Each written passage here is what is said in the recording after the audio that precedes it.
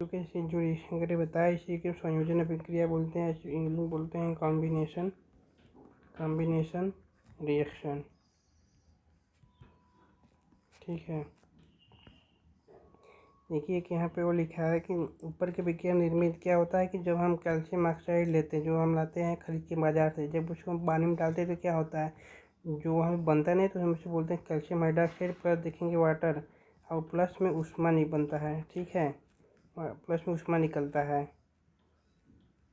हम देखेंगे जैसे कि जब भी हम वो चूना करते हैं तो उसको जब बुझे हुए चूने पानी डालते हैं तो हमारा बाल्टी एकदम गर्म हो जाता है, वही ऊष्मा निकलता है और है एक मतलब एक उत्पाद बनाता है जिसे हम कैल्शियम हाइड्रोक्साइड कहते हैं। जब एक कैल्शियम ऑक्साइड को जैसे हम जब दीवार में पोत देते हैं तो कुछ समय बाद देखो कि ये कड़ा हो जाता है, यानी जब यह कैल्शियम हाइड्रोक्साइड क्या करता है कि वायु में उपस्थित कार्बन डाइऑक्साइड से विक्रिया कर लेता है और यह कैल्शियम कार्बोनेट का निर्माण कर लेता है।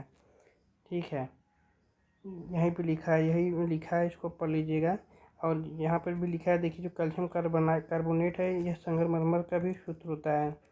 ठीक है, यहाँ देखिए लिखा है संगमरमर का रासायनिक सूत्र भी कैल्शियम कार्बोनेट होता है। ठीक है, आइए संयोजन अभिक्रिया कुछ और उदाहरण पर चर्चा करें। जैसे कार्बन प्लस ऑक्सीजन, संख्या देखिए दो उत्पाद मिले तो केवल एक मतलब दो जब अभिकारक मिले तो केवल एक उत्पाद का निर्माण हो गया, हम इसे ही क्या कहते हैं, संयोजन अभिक्रिया या फिर कॉम्बिनेशन रिएक्शन कहते हैं। ठीक है, सरल शब्दों में हम कह सकते हैं जब दो या दो से अधिक पदार्थ तत्व या यौगिक संयोग करके एक उत्पाद का निर्माण करते हैं तो इस अभिक्रिया को हम संयोजन अभिक्रिया कहते हैं। इन अभिक्रियाओं में के निर्माण के साथ साथ ऊष्मा भी उत्पन्न होती है, उसमें हम ऊष्माक्षेपी अभिक्रिया कहते हैं। ऊष्माक्षेपी जैसे कि इसमें ऊष्मा का निर्माण नहीं हो रहा था तो इसलिए हम ऊष्माक्षेपी अभिक्रिया कह सकते हैं, कुछ कहते हैं मतलब हो गया। अब methane plus oxygen carbon dioxide H2O plus ऊर्जा।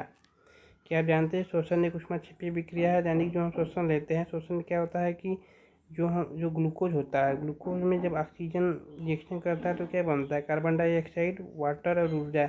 यह इसे भी ऊष्माक्षेपी अभिक्रिया कहते हैं। ठीक है, आइए हम दूसरा देखते हैं वियोजन या अपघटन अभिक्रिया, इसी को इंग्लिश में बोलते हैं डीकम्पोजिशन रिएक्शन।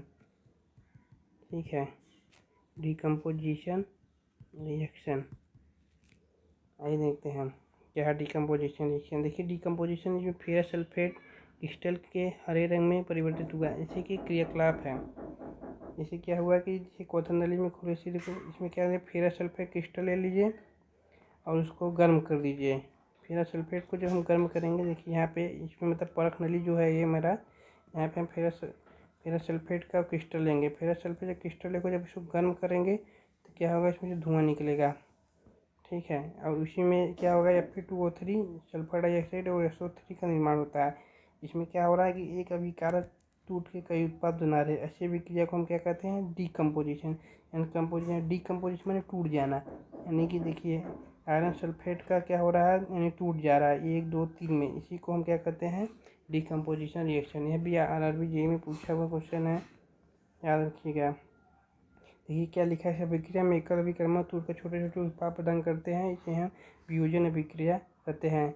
गर्म करने पर फेरस सल्फेट -7H2O का क्रिस्टल जल त्याग देता है और क्रिस्टल का रंग बदल जाता है। इसके उपरांत फेरिक ऑक्साइड, सल्फर डाइऑक्साइड तथा सल्फर डाइऑक्साइड वियोजित हो जाता है। फेरिक ऑक्साइड हो जबकि सल्फर तथा सल्फर डाइऑक्साइड है, दोनों की दोनों गैस है।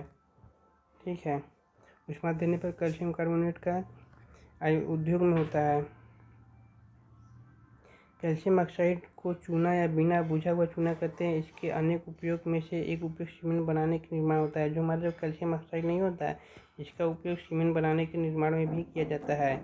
कैल्शियम कार्बोनेट कैल्शियम ऑक्साइड, देखिए ये भी एक वियोजन अभिक्रिया है। इसमें क्या हो रहा है, कैल्शियम कार्बोनेट जो हम गर्म कर रहे हैं तो क्या हो रहा है, कैल्शियम ऑक्साइड और कार्बन डाइऑक्साइड में परिवर्तित हो जा रहा है। ठीक है, आइए देखिए कि हाँ रिएक्शन एक भी वो दिया है। इसमें क्या हो रहा है कि लेड नाइट्रेट है, लेड नाइट्रेट को जब हम गर्म कर रहे हैं तो इसमें लेड ऑक्साइड और नाइट्रोजन डाइऑक्साइड और ऑक्सीजन का निर्माण हो रहा है। इसमें क्या हो रहा है, जो इसमें से एक धुआं निकलता है, जो धुआं NO2 का होता है, इसका जो रंग होता है भूरे रंग का होता है, भूरा या भूसा सजित होता है। ठीक है, इसको ही वियोजन अभिक्रिया हम करते हैं।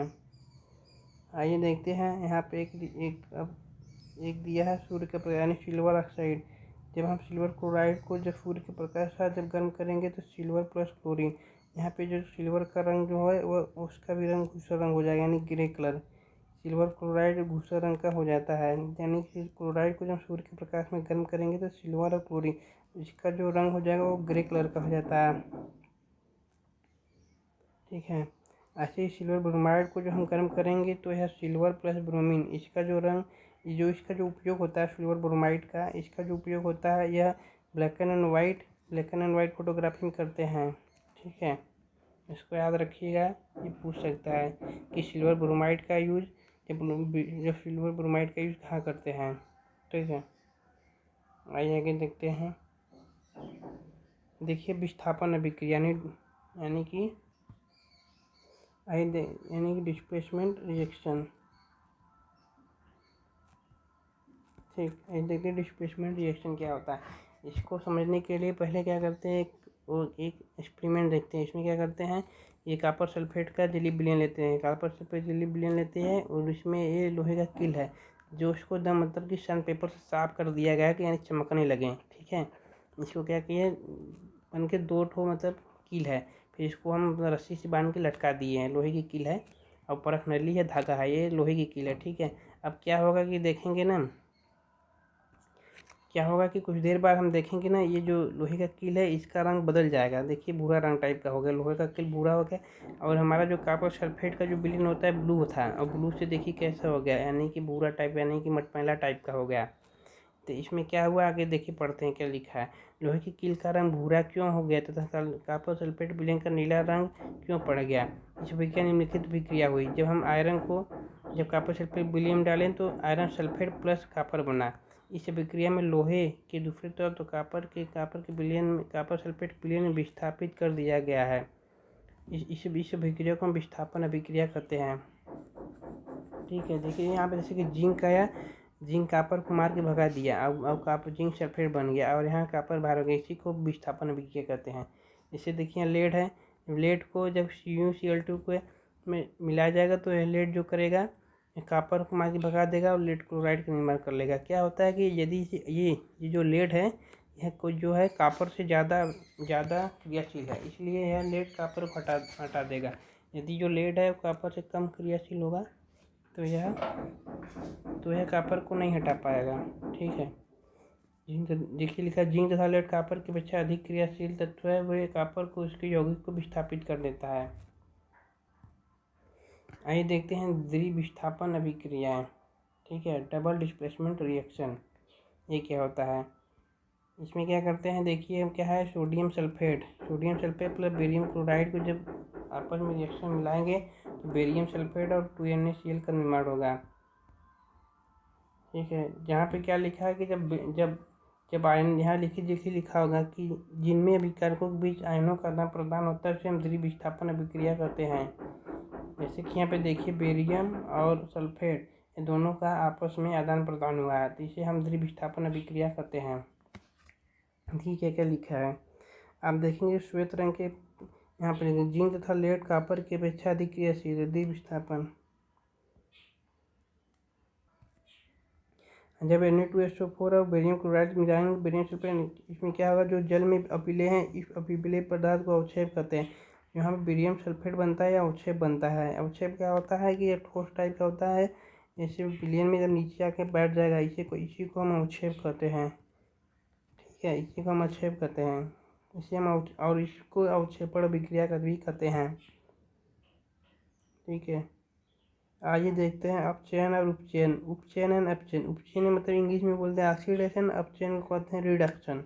ऑक्सीडेशन क्या होता है कि ऑक्सीजन का निकलना ऑक्सीडेशन कहलाता है, और ऑक्सीजन को निकाल दो या फिर हाइड्रोजन को जोड़ दो, इसे हम ऑक्सीडेशन कहते हैं। रिडक्शन किसे कहते हैं, जिसमें हम ऑक्सीजन का जुड़ता है या फिर हाइड्रोजन का निकलना, उससे हम अपचयन यानी रिडक्शन रिएक्शन कहते हैं। देखिए जैसे यहाँ पे क्या हो रहा है, यहाँ पे ऑक्सीजन का जुड़ जा रहा है तो यहाँ पे क्या होगा, इसका ऑक्सीडेशन हो रहा है। मैंने गलत बोला था क्या, ऑक्सीजन का जैसे कि नहीं सही है, जैसे कि ऑक्सीजन देखिए जुड़ रहा है, इसका अपचयन हो रहा है। यहाँ पे देखिए क्या है, यहाँ पे देखिए CO प्लस हाइड्रोजन, यहाँ पर आ रहा है कॉपर प्लस H2O। इस अभिक्रिया में समय जब किसी पदार्थ में ऑक्सीजन की वृद्धि हो रही है तो कहते हैं उसका अपचयन हो गया। यानी कि देखिए हाइड्रोजन में ऑक्सीजन की वृद्धि होगी, यानी कि हाइड्रोजन का क्या हो गया, अपचयन हो गया। और CO में से एक ऑक्सीजन निकल गया, यानी कॉपर बनेंगे, हम क्या कहेंगे, इसका अपचयन हो गया। ठीक है। जैसे कि अगर अपचयन और उपचयन यानी ऑक्सीडेशन और रिडक्शन एक साथ होता है तो ऐसी विक्रिया को हम रिडॉक्स रिएक्शन कहते हैं। देखिए जैसे CO प्लस हाइड्रोजन, देखिए इसमें से इसका ऑक्सीजन निकल गया, यानी कि इसका क्या हो गया, ऑक्सीडेशन हो गया।